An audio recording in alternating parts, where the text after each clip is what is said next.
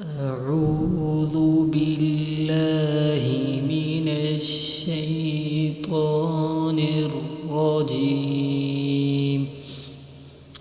سورة التكاثر مكية. بسم الله الرحمن الرحيم. ألهاكم التكاثر حتى زرتم المقابر.